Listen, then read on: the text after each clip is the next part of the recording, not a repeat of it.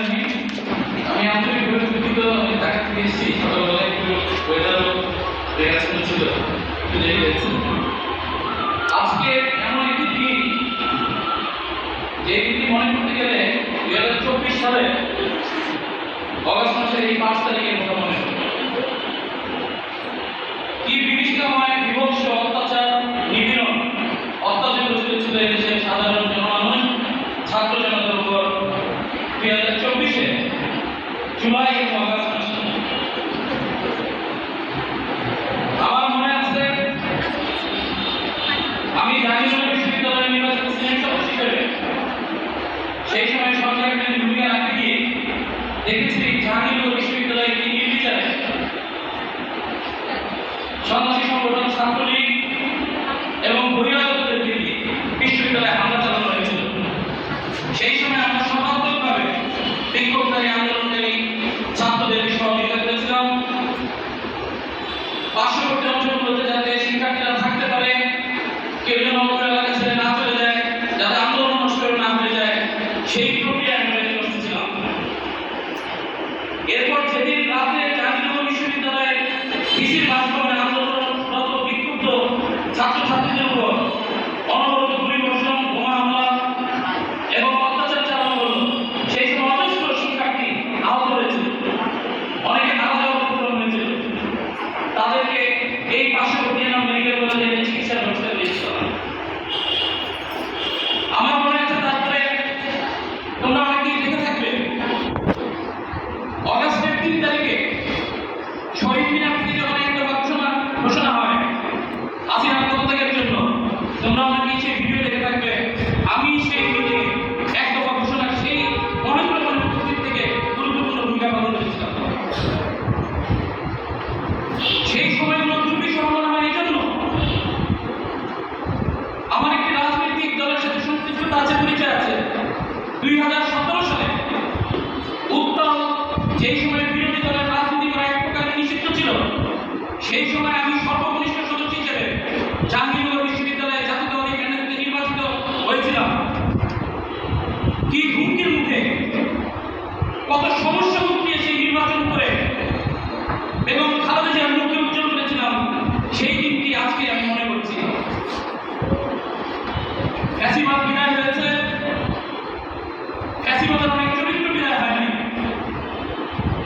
ফ্যাসিবাদরা ক্ষমতার অপব্যবহার করত, ক্ষমতা কুক্ষিগত রাখবার চেষ্টা করত, লজ্জাহীনভাবে ক্ষমতার অপব্যবহার করত। এটা ছিল ফ্যাসিবাদের চরিত্র। তারা স্বজনপ্রীতি করত, যার যেটা হক সেটা দিতে চাইত না, রাখতে চাইত না, মানুষকে অসম্মানিত করত। সেই ধরনের চরিত্র কিন্তু আমাদের সমাজ থেকে এখন হারিয়ে যায়নি, বিলীন হয়নি। আজকে এই দিনে ফ্যাসিবাদের চরিত্র মুক্ত, ফ্যাসিবাদের শাসন মুক্ত দেশ যাতে আমরা করতে পারি, সেই প্রচেষ্টায় শিক্ষার্থীরা তোমরা সচেষ্ট থাকবে। সেই নতুন বাংলাদেশ, গণতান্ত্রিক বাংলাদেশ, বৈষম্যমুক্ত বাংলাদেশ করার জন্য তোমরা ভূমিকা রাখবে, সেই আহ্বান তোমাদের প্রতি রাখছি। একটি গণ অভ্যুত্থান সংঘটিত হয়েছে। তোমরা যারা অনেক ইতিহাস পড়ছো, ভবিষ্যতের ইতিহাস পড়বে। বাংলাদেশে 2024 সালের জুলাই আগস্টে যে গণ অভ্যুত্থান সংঘটিত হয়েছিল, পৃথিবীর ইতিহাসে বিরল।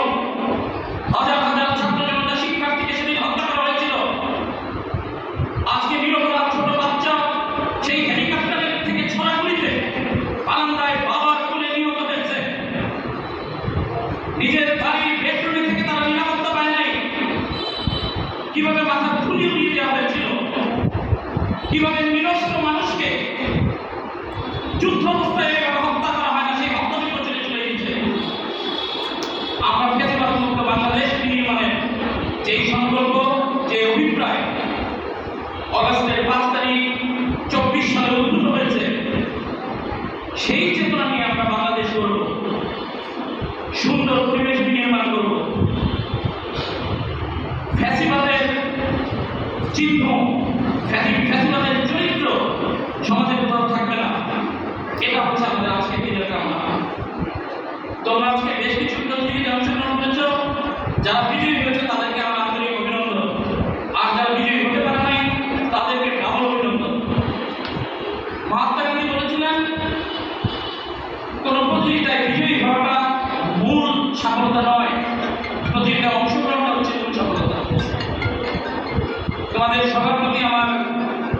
অভিবাদন, অনেক অনেক শুভকামনা এবং দোয়া। আজকে যে দিনে শুধু আমার সম্মানিত শিক্ষক মণ্ডলীরা আছেন, আমার গভর্নিং বডির শিক্ষক প্রতিনিধি আছেন, অধ্যক্ষ মহোদয় আছেন, বাইরের যেহেতু কেউ নাই, আমার মনে হয় যে আমাদের বক্তব্য যেটা আলাদা বাইরের হয়তো বা কেউ থাকলে আমি অন্য কিছু অ্যাড্রেস করে বক্তব্য দেওয়া যেত। তো আমার মনে হয় আজকের এই গণঅভ্যুত্থান দিবসে আমাদের যে চাওয়া, যে ফ্যাসিবাদ মুক্ত বাংলাদেশ বিনির্মাণের যে স্বপ্ন, সেটাতে আমরা সচেষ্ট থাকবো। ব্যক্তিগত জীবনে, সামাজিক জীবনে, প্রাতিষ্ঠানিক জীবনে। এবং আমরা কিন্তু একটি জিনিস স্মরণ করিয়ে দিতে চাই, ফ্যাসিবাদের পরিণতি তোমরা দেখেছ, সম্মানিত শিক্ষক মণ্ডলী আপনারা দেখেছেন। হাসিনার মতো দর্দণ্ড স্বৈরাচারীকে পালিয়ে যেতে হয়েছিল সেদিন। এটা হচ্ছে ফ্যাসিবাদের পরিণতি। আমাদের শিক্ষকরা বুঝে না, মানে ঢুকে যায়।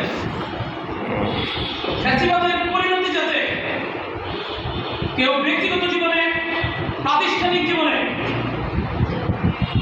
রাজনৈতিক জীবনে কাউকে ভোগ করতে না হয়, পরবর্তী কোনো সরকারকেও ভোগ করতে না হয়, এই জন্য আমাদেরকে সবাইকে সচেষ্ট থাকতে হবে। আমরা গণতান্ত্রিক বাংলাদেশ নির্মাণ করব। তোমরা যারা শিক্ষার্থীরা আছো, তোমরা আগামী দিনের ভবিষ্যৎ, তোমরা জেনজি প্রজন্ম। কি তোমরা জেনজি নাকি জেন আলফা? জেনজি, তোমরা সবাই জেনজি। তোমাদের যে বুদ্ধিমত্তা, তোমাদের যে আবিষ্কার করার ক্ষমতা, তোমাদের প্রতিবাদ করার ক্ষমতা, এটি আগামী বাংলাদেশের জন্য সব থেকে মূল্যবান সম্পদ। তোমরা সেটিকে সুন্দর বাংলাদেশ